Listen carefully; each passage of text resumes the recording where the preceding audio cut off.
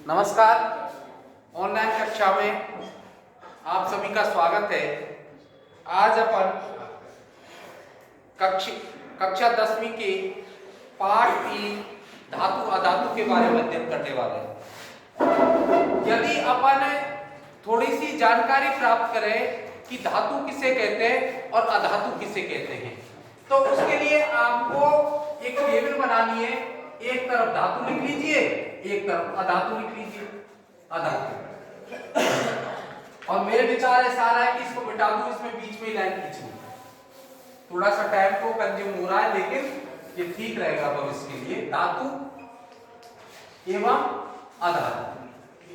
अब आपने देखा कुछ गुण ऐसे होते हैं जिनके आधार पर अपन ये पहचान सकते हैं कि धातु कौन सी है और अधातु कौन सी है। हाँ भाई, पहला गुण है ये विद्युत और ऊष्मा की सुचालक होती है। विद्युत एवं ऊष्मा की सुचालक। लेकिन ये कैसी होती है? अचालक, कुचालक होती है। ये पहला गुण है कि धातु विद्युत तथा ऊष्मा की सुचालक होती है, ये कुचालक होती है। दूसरा गुण, ये इनकी ताजा सतह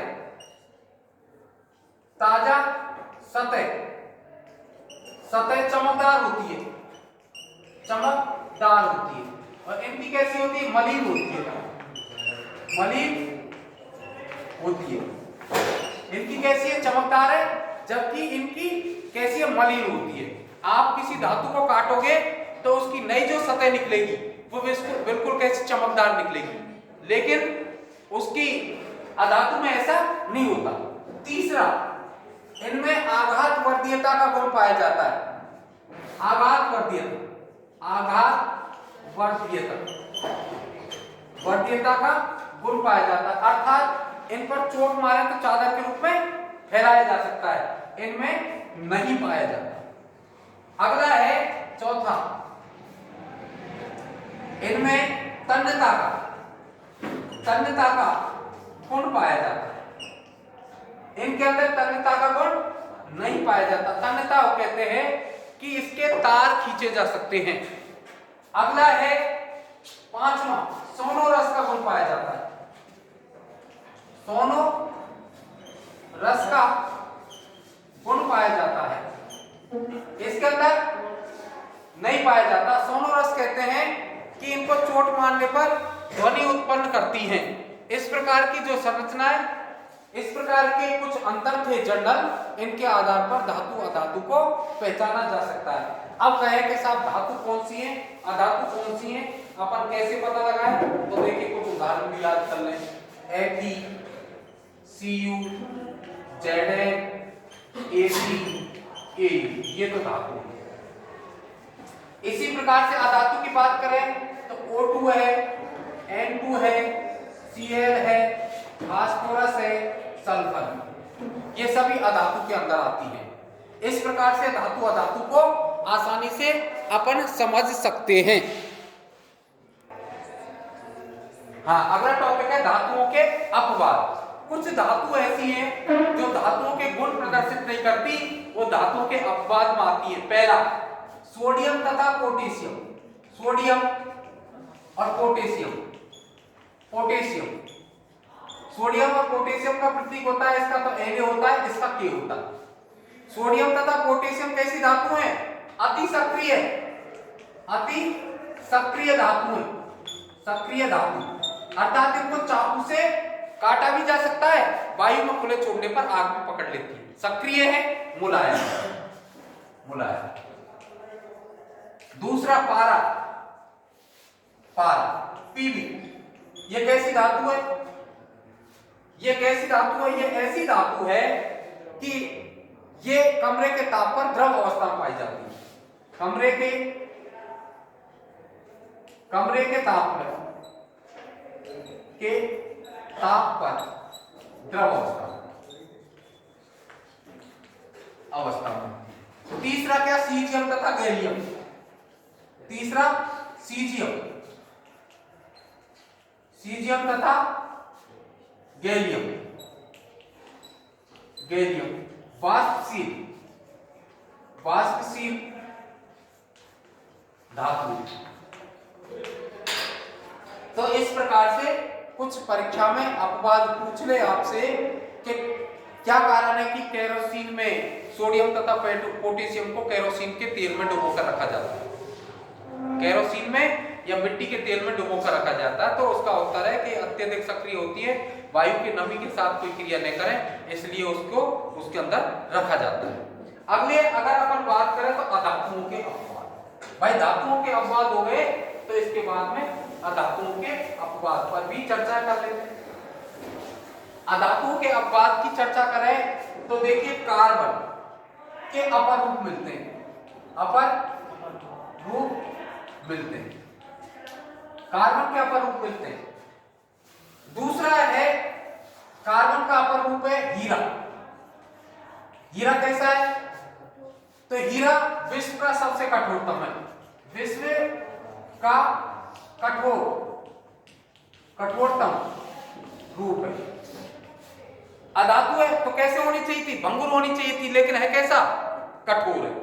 इसका उपयोग कहाँ लेते हैं? शीशा काटने, शीशा काटने और किस में काम लेते हैं? आभूषण। पूर्ण आंतरिक परावर्तन, पूर्ण आंतरिक परावर्तन के कारण किस में काम लिया जाता है इसको? आभूषण बनाने में, क्योंकि ये क्या करता है? अंधेरे में, वो उजाले में प्रकाश का अवशोषण करता है और अंधेरे में चमकता है, तो इसका आभूषण है। तीसरे नंबर का है कौन सा? ग्रेफाइट। ग्रेफाइट होता है ना, ये भी कार्बन का अपर रूप है और इसका कहाँ उपयोग होता है? ग्रेफाइट होता है ना, वो विद्युत का सुचालक है, जबकि अधातु कैसी होती है? विद्युत की कुचालक होती है। लेकिन ग्रेफाइट कैसा है? सुचालक है। सुचालक क्यों है? कि अगर इसकी संरचना पर ध्यान करें तो इसकी संरचना होती है षटकोणीय, और षटकोणीय संरचना होती है तो दो परत एक दूसरे के ऊपर नीचे स्थित होती है। पहला काम तो ये, और दूसरा क्या?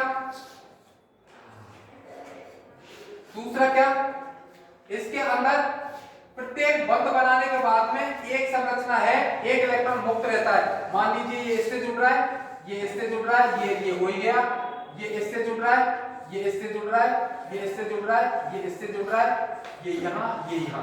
अब इसके पास में तीन बंध तो बन रहे हैं, एक इलेक्ट्रॉन मुक्त है, सबके पास में एक एक बिंदु बना देना है, ये इलेक्ट्रॉन को प्रदर्शित करता है और इससे पता लग जाएगा। इसके कारण ये क्या होता है? विद्युत का सुचालक होता है। तीसरा क्या है? आप तीसरा ग्रेफाइट हो गया। चौथा अगर अपन बात करें तो आपने ब्रोमीन और आयोडीन का नाम सुना होगा। ब्रोमीन व आयोडीन ये कैसी हैं? अधातु हैं, लेकिन द्रवावस्था में मिलती हैं और ये क्या होती है? चमकदार होती है, चमकदार होती है। ये इतना अपन धातुओं अधातुओं के कुछ अपवादों पर याद रखें, क्योंकि ये ऑब्जेक्टिव टाइप प्रश्न बनते हैं, बहु विकल्पी प्रश्न बनते हैं, उसमें इसके बारे में पूछा जाता है। और आगे का टॉपिक, हाँ भाई, अगला टॉपिक है धातुओं की रासायनिक अभिक्रिया। धातुओं की कुछ रासायनिक अभिक्रिया जो आपको याद रखेगी। पहला है धातुओं की वायु के साथ, धातु की वायु के साथ। तो धातु वायु के साथ अभिक्रिया करके धातु ऑक्साइड बनाती है। मान लो सोडियम है, इसको ऑक्सीजन की उपस्थिति में दहन किया जाए तो क्या बनेगा? सोडियम Na2O, सोडियम ऑक्साइड बनता है। इस प्रकार से अपन की धातुओं की रासायनिक अभिक्रिया थी। दूसरा क्या है कि जल के साथ अभिक्रिया, धातुओं की जल के साथ अभिक्रिया। अब ये जो जल के साथ अभिक्रिया धातु, ये कई प्रकार से होती है। पहली अगर बात करें तो सोडियम तथा पोटेशियम के साथ, Na और K के साथ। ये जो Na और K के साथ में अभिक्रिया है ना, किसकी? धातुओं की जल के साथ में, तो सोडियम पोटेशियम कैसी धातु थी? अत्यधिक सक्रिय धातु थी, तो ये ठंडे जल के साथ ही अपक्रिय कर लेती है। Na प्लस H2O क्या बना लेती है? धातु ऑक्साइड बनाएगी। Na2O प्लस H2 गैस निकल जाएगी। Na2O प्लस H2 गैस निकल जाएगी। दूसरा क्या है? मैग्नीशियम। ठंडे जल के साथ तो अपक्रिया नहीं करता, लेकिन गर्म जल के साथ अपक्रिया कर लेता है। दूसरा मैग्नीशियम के साथ, मैग्नीशियम के साथ ये क्या करता है? ठंडे जल के साथ कोई अपक्रिया नहीं करता, लेकिन गर्म जल के साथ में कर लेता है। Mg प्लस H2O क्या बना लेगा? MgO plus. तीसरी अपक्रिया है कैल्शियम के साथ में। कैल्शियम के साथ में विचित्र प्रकार की अपक्रिया होती है। इसके अंदर क्या होता है? ये गर्म जल के साथ अपक्रिया करता है, उत्पन्न हाइड्रोजन इसकी सतह पर चिपककर उसको तैरा देती है। तीसरी अपक्रिया है लोहे के साथ।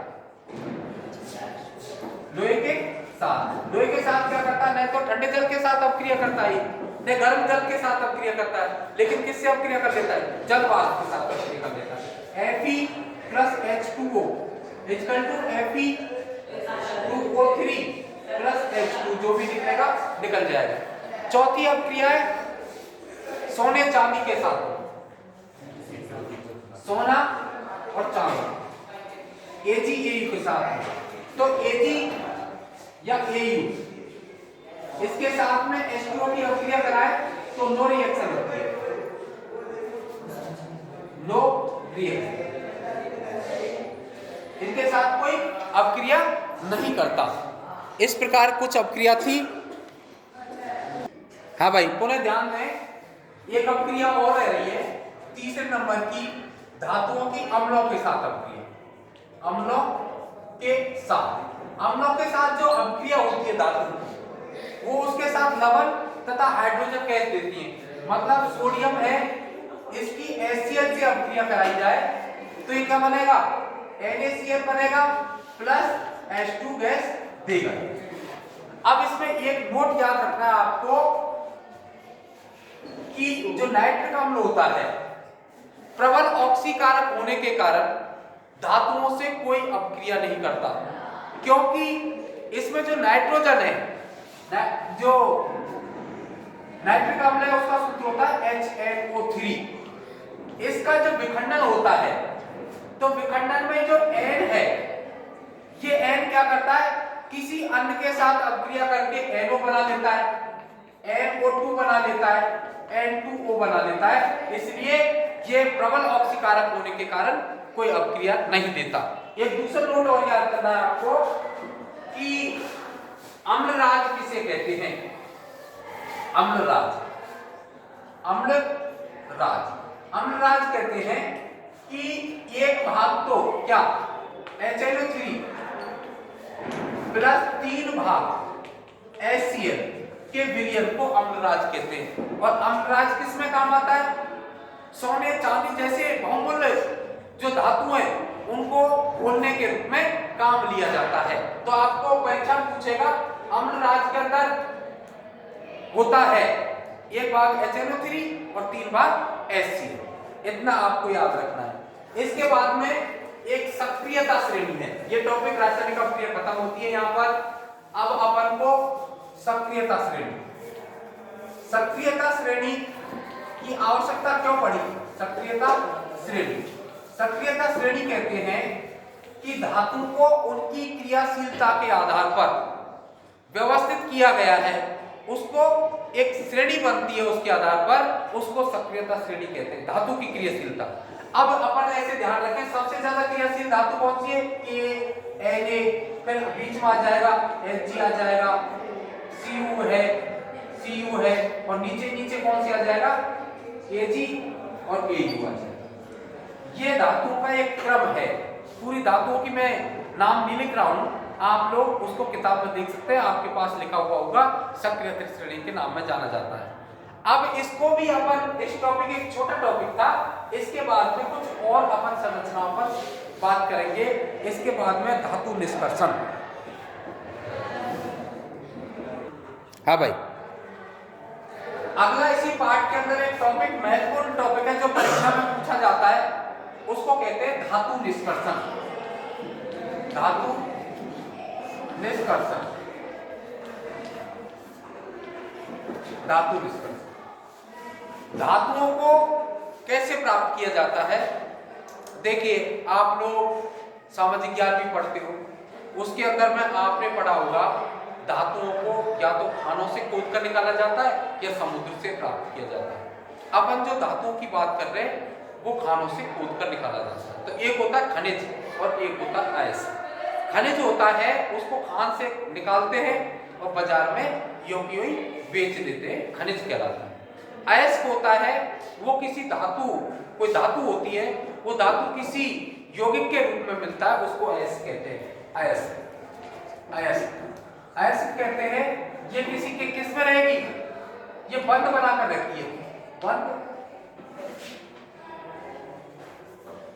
बंद बनाकर रहती है। अब अपन बात करें, जैसे एक अयस्क का नाम है सिनेवा। किसका अयस्क है? पानी। कॉपर का, Cu का, दूसरा कॉपर। ये परीक्षा में पूछा है। कॉपर के अयस्क का नाम है कॉपर पाइराइट, कॉपर पाइराइट और कॉपर ग्लास। लोहे का हो गया हेमेटाइट और मैग्नेटाइट। ये किसने बताया? बहुत बढ़िया होता है। इस प्रकार से कुछ अयस्क होते हैं। इन अयस्कों के आप नाम याद रखेंगे, परीक्षा में ये भी छोटे प्रश्नों में पूछ लेता है, 1 नंबर आधे नंबर में, कि फलाने उसका अयस्क कौन सा है। जैसे तीसरा, चौथा एक बॉक्साइट अयस्क होता है, किसका? तांबे, तांबे का कौन सा? बॉक्साइट। ये भी पूछता है अयस्क। ये अपन की कहानी। अब अपन थोड़ा सा धातु निष्कर्षण पर बात करते हैं। धातु निष्कर्षण 2 प्रकार से किया जाता है। पहला, धातु निष्कर्षण की बात करें तो इसमें 2 प्रक्रम चलते हैं। पहला तो कहलाता है भौतिक प्रक्रम, दूसरा कहलाता है रासायनिक प्रक्रम। भौतिक प्रक्रम और दूसरा कहलाता है रासायनिक प्रक्रम। रासायनिक प्रक्रम। पहले भौतिक प्रक्रम के अंदर पहला है गुरुत्वीय पृथक्करण, गुरुत्वीय पृथक्करण। दूसरा चुंबकीय पृथक्करण, चुंबकीय पृथक्करण और झाग प्लवन विधि। झाग प्लवन विधि। अब तीनों में थोड़ा सा अगर आप दिमाग पर जोर दें तो समझ में आता है। गुरुत्वीय पृथक्करण में गुरुत्वाकर्षण बल का उपयोग करते हैं, अर्थात पानी की बड़ी टंकी हो मान लो, उसके अंदर धातु का चूरा बना के डाल दें, धातु उसका अयस्क का, और उसके अंदर पानी से धोएं तो उसके साथ गंदगी बाहर निकलती रहेगी। धातु गुरुत्वाकर्षण बल के कारण उसमें, उसके पेंदे में जमी रहेगी। तो इसमें तो गुरुत्वाकर्षण बल का प्रयोग करते हैं। दूसरा चुंबकीय पृथक्करण, चुंबकीय पुली का उपयोग, उसको अयस्क का चूरा करके एक पुली से गुजारते हैं। तो जो धातुएं होती हैं जिसमें चुंबक का गुण होता है, चुंबकत्व का गुण होता है, चुंबक के द्वारा आकर्षित होती हैं, उनको क्या करते हैं? एक जगह एकत्रित हो जाती है और दूसरी उसकी अशुद्धि दूसरी ओर हो जाती है। झाग प्लवन विधि के अंदर क्या करते हैं कि एक पानी की टंकी के अंदर अपन धातु का अयस्क डाल दें और इसमें एक नलिका लगी रहती है, नलिका के अंदर छिद्र होते हैं, इन छिद्रों में होकर वायु प्रवाहित की जाती है। वायु प्रवाहित करते हैं तो क्या होता है? इसके अंदर वो अयस्क का चूरा पड़ा है, पानी है, पानी में घुला हुआ है, और इसके अंदर यूकेलिप्टस या चीड़ का तेल भी डाल देते हैं। जब इसमें वायु जाती है तो इसमें झाग बनेगी और वो झाग के साथ में अशुद्धि घुलकर बाहर निकल जाती है। इस प्रकार से धातु का साधन होता है। ये 3 प्रक्रम ऐसे हैं जो भौतिक प्रक्रम में काम में लिए जाते हैं। अब रासायनिक प्रक्रम की बात करते हैं। तो रासायनिक प्रक्रम करते हैं 3 प्रकार से किया जाता है। कौन कौन से? एक तो है निम्न क्रियाशील धातुओं का, निम्न क्रियाशील, एक होगा मध्यम क्रियाशील,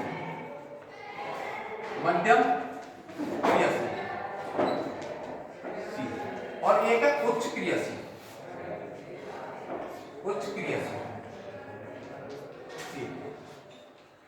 धातुओं का निष्कर्ष। जो निम्न क्रियाशील धातु होंगी वो किसी के साथ जो बंध बनाएंगी इतना मजबूत बंध नहीं होगा उनका, तो उनको क्या करते हैं, सीधे गर्म करके प्राप्त कर लेते हैं, गर्म।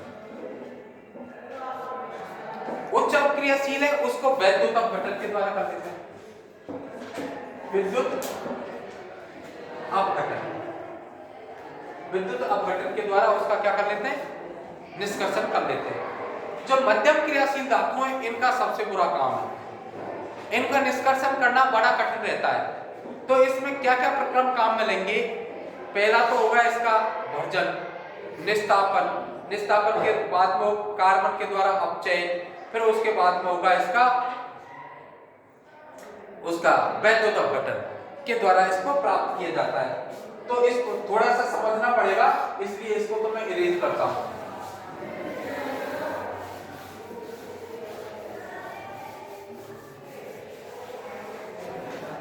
मध्यम क्रियाशील धातु, मध्यम क्रियाशील धातु का निष्कर्षण। इसमें जो प्रक्रम चलेगा पहला है भर्जन। जो भर्जन किया जाता है सल्फाइड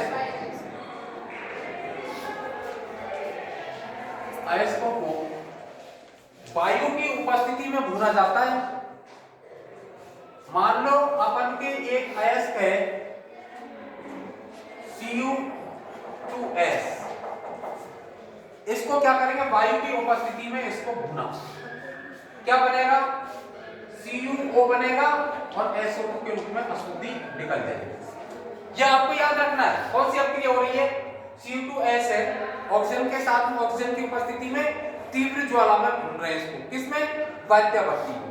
तो इसमें क्या करेगा, ये इसकी क्रियाशीलता थी ज्यादा, इससे इसको पृथक करना कठिन था, तो इसके साथ में ऑक्सीजन जोड़ी और इसमें से सल्फर को दूर किया, तो CuO बन गया और SO2 के रूप में अशुद्धि निकल गई। दूसरा निस्तापन, निस्तापन कार्बोनेट अयस्कों का किया जाता है, CO3, इसको क्या करता है, वायु की अनुपस्थिति में गर्म किया जाता है, किसमें, परावर्तनी भट्टी में। तो ये किसमें बदल जाता है, CuO में, और क्या निकल जाती है, CO2 के रूप में अशुद्धि निकल जाती है।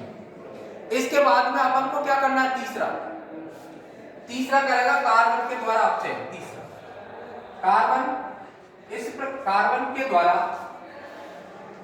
अपचयन। अब कार्बन के द्वारा जो अपचयन करेंगे, चाहे ये ले लो चाहे ये ले लो, बात एक ही है।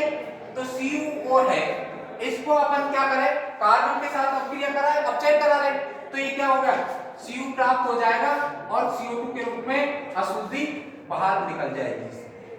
CO2 के रूप में अशुद्धि, इसकी बात तो क्या प्राप्त हो गई, धातु प्राप्त हो गई, लेकिन ये पूर्ण से शुद्ध नहीं है।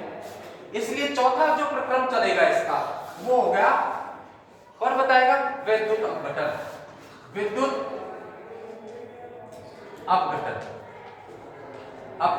अपघटन में एक वोल्टमीटर होता है जिसके अंदर एनोड तथा कैथोड लगे रहते हैं, एनोड और कैथोड लगे हैं। इसके अंदर विद्युत धारा प्रवाहित की जाती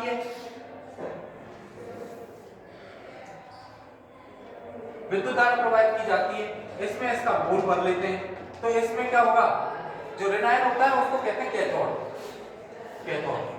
कैथोड पर कौन सी धातु, शुद्ध धातु प्राप्त होती है, और एनोड पर क्या होती है, अशुद्ध धातु। ये एनोड है, इस पर अशुद्ध धातु प्राप्त होती है। इस प्रकार से पूर्ण से शुद्ध धातु प्राप्त कर लिया जाता है। इतना सा कोई ज्यादा बर्डन लेने का काम नहीं है। आप इसको बार बार अगर देखेंगे तो आपके दिमाग में ये सही बैठ जाएगा और परीक्षा में गलतियां नहीं होंगी।